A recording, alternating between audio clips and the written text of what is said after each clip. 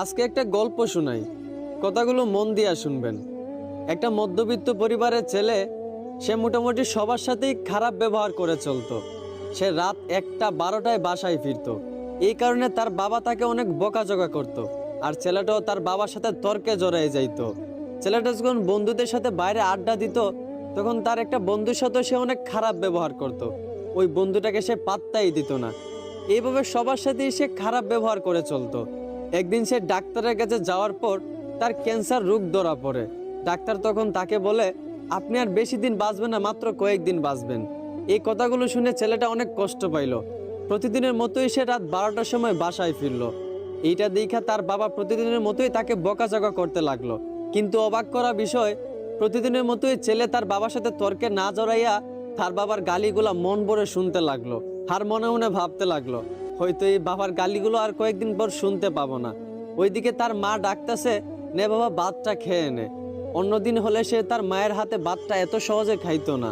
কিন্তু আজ অবাক করা বিষয়, তার মায়ের হাত থেকে প্লেটটা এনে প্রাণ ভরে ভাতটা খেয়ে নিল। আর মনে মনে ভাবলো, এই বুঝি মায়ের হাতে শেষ খাওয়া। এইগুলা দেখে তার মা বাবা অনেক অবাক হয়ে গেল। এভাবে তার মা বাবার সাথে অনেক ভালো ব্যবহার করলো। তারপরের দিন সে তার বন্ধুদের সাথে আড্ডা দিতে গেল।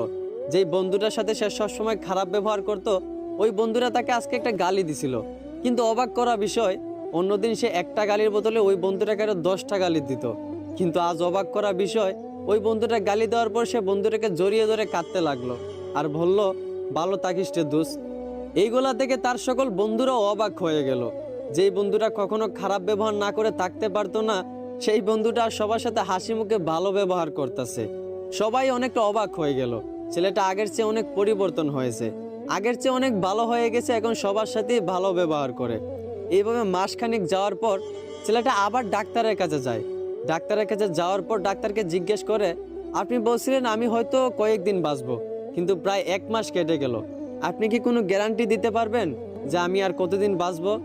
এইটা শুনে ডাক্তার ছেলেটাকে বলতে লাগলো, দেখেন একটা কথা শুনেন, আমি ওই দিন যে আপনাকে বলছিলাম আপনি মাত্র কয়েকদিন বাঁচবেন, এই কথাটা আপনাকে আমি মিথ্যা বলছিলাম। আর মিথ্যা বলার কারণ আপনাকে পরিবর্তন করা। আপনি আগে সবার সাথেই খারাপ ব্যবহার করতেন। আপনার বাবা যদি আপনাকে বকাঝকা করতো, আপনার বাবার সাথেও আপনি তর্কে জড়াই যাইতেন। কিন্তু আপনি যখন জানতে পারলেন আপনি আর মাত্র কয়েকদিন বাঁচবেন, আপনার মরণের কোনো গ্যারান্টি নাই, তখন আপনি সবার সাথে ভালো ব্যবহার করতে লাগলেন। এই বন্ধুটাকে আপনি গালি ছাড়া দিতেন